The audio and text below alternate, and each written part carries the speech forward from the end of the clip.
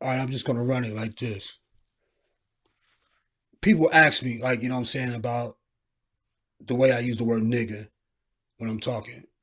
You know what I'm saying? As far as like with DOH and telling women, you know what I'm saying, to steer away from niggas and this like that. So I'm gonna address where my energy and passion come from with this. All right. Um, Growing up in Milwaukee, black community, black people call themselves niggas. And if a person says they are a nigga, I will believe them. They say it too confidently. They're too confident about it. They stand by it and they're willing to die for it. So to be like that. So my thing is, okay, you are what you are. Okay, that's what it is. I feel like a nigga mentality is things that destroy a lot of stuff in my life. Like I have family members that are in the cemetery right now because niggas killed them. I have a 6-year-old cousin, female, playing in the park, shot in the head and the fucking with straight bullets and shit like that. Niggas can't shoot right. They trying to shoot at these people and killed the innocent little girl. She's dead. She's in the cemetery. My father had that type of mentality. The reason why I know he had that mentality because he abandoned me before I was even born and never really came around ever. My stepfather had that mentality. He used to beat my ass every motherfucking day for the stupid ass, most stupid shit, showed me no love, no nothing, until I put a pistol on him and made him stop. He had a nigga mentality. Every female that I ever cared about, pretty much, as black women that I cared about, our relationship was destroyed because they had that nigga mentality and I didn't.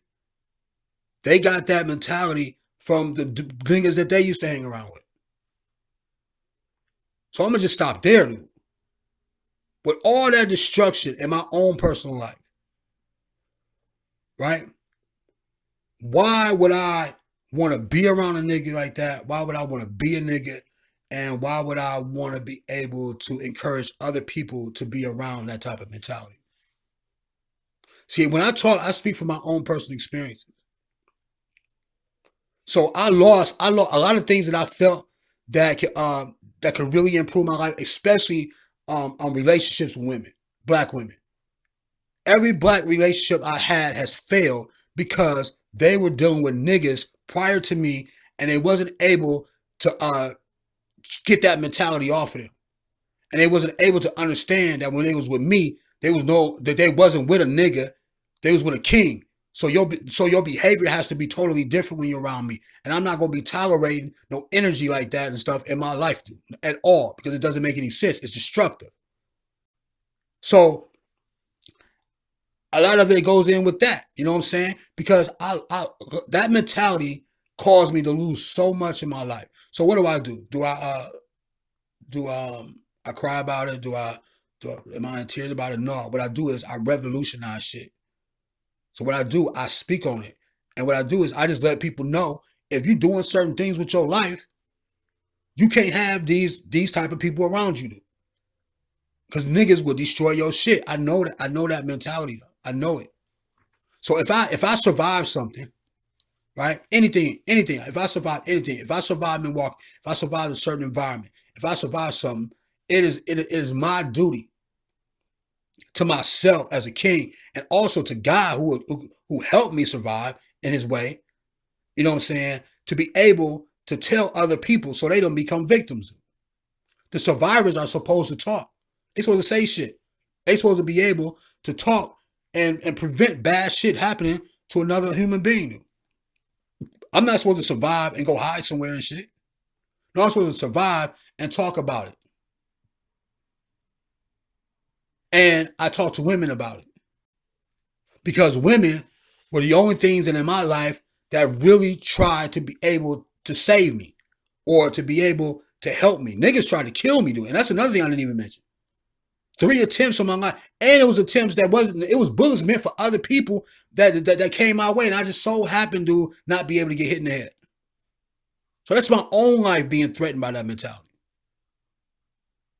And women who were the only ones that pretty much had some compassion for my life, do what I went through, and they at least tried to help, but they couldn't really help like that because they had that mentality on them.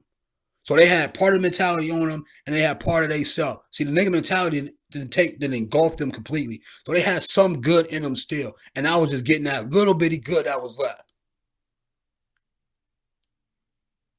And then we'll break up because I couldn't stand it, dude. I couldn't stand the arguing, the fighting. Fucking people, women want to fight me and shit, dude. All that type of stuff, man. And man, chicks used to tell me, dude. Chicks used to say like, oh, if we don't fight or you don't fight me back, you ain't no real man and all that weird ass shit, dog. I'm like, I'm not about to hit your ass, dude. So I was dealing with that with multiple black women, dude. Dealing with that type of mentality. So yeah, I talk about that shit, and I just call it out for what it is. Dude. I have to look at a person who called himself a nigga. Like I said, if that's what you call yourself, I believe you. And then I have to look at what do niggas do. Because being a nigga is really like a way of life, dog. It's behavior. It starts with your mind, but then it turns into behavior. You start acting a certain kind of way. And it just ain't black people who have that mentality, dude. All type of people got that mentality because that word has evolved. It used to be like only black people were really called that by other black people. I done see black people say white nigga, Spanish nigga. So it ain't just a black. It's mentality and a way of behavior and a way of life inside a human being, dude. It's energy, dog. You know what I'm saying? So I just look at it for what it is, and I call it out for what it is, dude. And I challenge anybody right now, dude. You know what I'm saying? Tell me some things that niggas have done good in your life, dude. That wasn't immediately erased and shit when they left your life. What were you left with when they left you? What was you left with? And I look at women too. Every woman who has ever been with somebody that called themselves a nigga, I'm talking to you right now, especially black women. When that nigga left you when he left the relationship, what were you left with? What energy was you left with? You were in pain. That's what you left with. And it's probably, pain ain't even probably the proper word. It's probably, I need a word that's stronger than pain. That mentality, dude, destroyed you and you know it. And what the women do, they went and tried to find another nigga. They didn't go find a better mentality of a man. They went to go find another nigga, dude. And that didn't cause more trauma in their life. It just kept going and kept going. So I have to look at what niggas do. And they say, oh, it's some good niggas and there's some bad niggas and all that type of stuff. You really can't put everybody in the boat or whatever like that. I'm like, all right, man. I'm like, look, if there was some chicken over there, right? Just say I went to the grocery store and I'd be like, I want some chicken, right? And just say the chicken represent like nigga, right? I want some chicken. They'd be like, okay, there's some bad chicken over there and there's some good chicken. You have to go figure that shit out yourself, right? That's what the dude gonna tell me. And then I have to think about when I ate the other chicken, how it made me feel, right? So I didn't know if it was bad or if it was good and shit. I didn't know until after I ate it.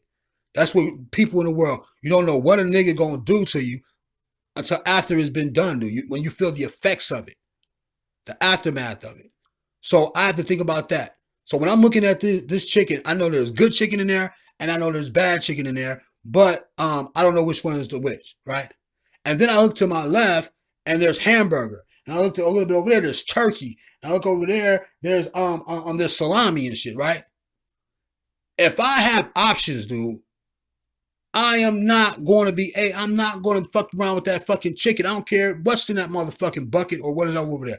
I am going to bypass that shit and go straight to the turkey or the alternative for meats. That's me, dude.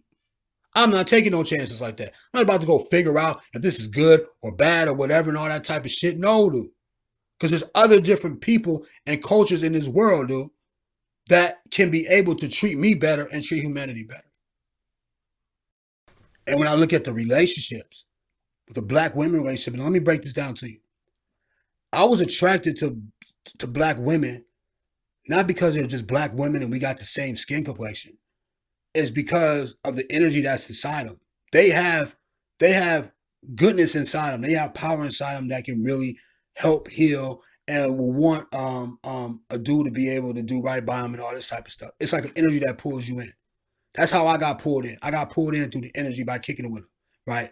I never seen the nigga shit ever, right? So it always would be like, they true self would identify itself and it would latch onto my energy and pull me in, right? So I'm pulled into that situation. And I'm telling you, this happened almost every single black relationship I had. I get pulled in, and then I start seeing the good stuff or whatever it may be, and then slowly but surely they'll do something that identifies that mentality. And then I will see it. And then I'll be like, hey, I'll be like, why you talk like that, man? Like, why are you talking like that? Or I'll be trying to figure out, but I'll be in my head, but did I just hear that? Because I heard that shit before. You know what I'm saying? A lot of them women who were talking like males and shit, though, they just had female voices. It was crazy. Like, it was like a possession, though. It was like crazy, man. I'm trying to tell you. And and then when I was around it, I didn't want to be around that shit. So what I felt like, dude, in my heart, I felt like, man, maybe instead of leaving this situation right now, that I can stay here a little bit longer and maybe I can help this girl. Maybe I can actually, dog, love her hard, or maybe I can actually do something to be able to get that mentality off of her or show her how that shit is destructive and everything and get to her true essence as a woman, because I seen it. That's why I was attracted. That's why I was pulled in. So I already seen the goodness part of it. You know what I'm saying? Like that. So I know it's there and everything. But that mentality is still on them too. So instead of just leaving, I stayed. And the longer I stayed, the more shit that I had to deal with. No matter what I tried to do, man, it did not take that shit off her, dude. And then eventually, I had to leave on my own. I had to save my own life, dude, because it was gonna come to the point where I would have to been violent against her. And I feel like if I gotta punch on a female, if I feel like I gotta punch on her and shit like that, I'm just gonna walk out the fucking door, dude. I'm not gonna hit nobody, dude. I'm gonna raise up out the door, dude. I'm gonna see that shit and I'm gonna be gone. But I really thought that I could help. I didn't want to be no coward. I didn't want to be like, I thought I could really, really help them females and shit like that. Cause they black women, dog. Like, I'm like, I could probably help you and shit, but I couldn't. I couldn't. And I go to another relationship, same shit, but it's just a different female, but maybe a different situation, right? Same shit, over and over and over again. So it affects me because I feel like that mentality robbed me of a queen.